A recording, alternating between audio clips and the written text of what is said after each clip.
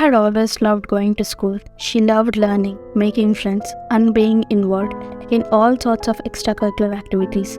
But as she entered her 8th standard, things started to change.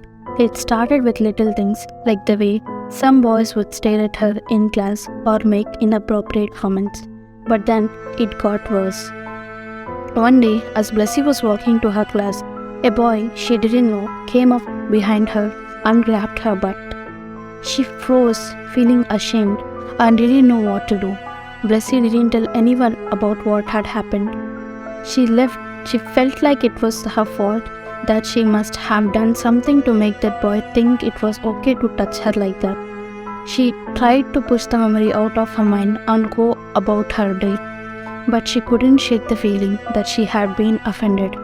Over the next few weeks, Blessy noticed that the same boy seemed to be following her around school. He would make suggestive comments or stand too close to her in the bus. She started to feel uncomfortable and unsafe at school, a place that had always felt like a second home to her. Finally, Blessy told me about the incident. I was horrified by what had happened to Blessy and urged her to report the boy to the school administration. Together, we went to the principal's office and told him what had happened. The principal was sympathetic to Blessy's situation, but he seemed hesitant to take any real action. He told Blessy that the boy would be spoken to and warned to stop his behavior, but he couldn't guarantee that it wouldn't happen again. Blessy left the principal's office feeling frustrated and powerless. Days turned into weeks, and Blessy continued to feel unsafe at school. She was constantly looking over her shoulder, wondering if the boy was watching her. She started to worry going to school and would come home every day feeling exhausted and defeated. One day, Blessy's parents noticed that something was off. They asked her what was wrong. Blessy told them what had happened. They were outraged and immediately contacted the school administration to demand that they take action to protect their daughter. After much pressure from Blessy's parents and the community, the school finally took action. The boy was suspended and required to attend counseling to address his behavior. The school also implemented new policies to prevent sexual harassment and assault from happening in the future. Blessy was relieved that something was finally being done to address the issue. She felt like she had finally been heard and that her voice had made a difference.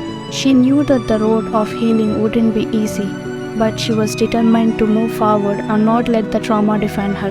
In the end, Blessy's experience taught her an important lesson about speaking up and standing up for herself.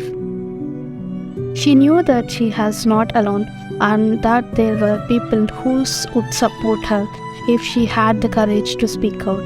She hoped that her story would inspire others to do the same and to never let anyone make them feel unsafe or powerless.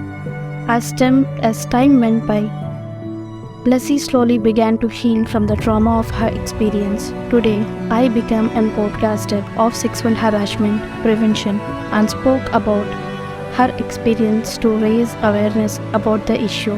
With the support of her family, friends, and community, Blessy found the strength to overcome her fear and use her voice to make a difference. Blessy's story is a reminder that sexual harassment can happen to anyone regardless of age, gender, or background.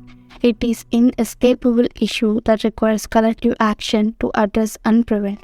The importance of reporting incidents of sexual harassment cannot be overstated, as it is the responsibility of schools, workspaces, and society as a whole to create safe environments where individuals are free from harassment and abuse. Blessy's experience will always be a part of her, but she has chosen to use it as a source of strength and inspiration. She hopes that her story will empower others to speak out against sexual harassment, to seek help when needed, and to never give up on their journey to healing and justice. If you are facing any issues regarding this, you could contact me directly through our Instagram or mail us. I will provide the links in the description box below and also in the comment section. I will also give you a personal guidance to overcome the issue. Feel free to share your stories to me. Thank you for watching till the end. Be positive, be safe, and be kind to everyone.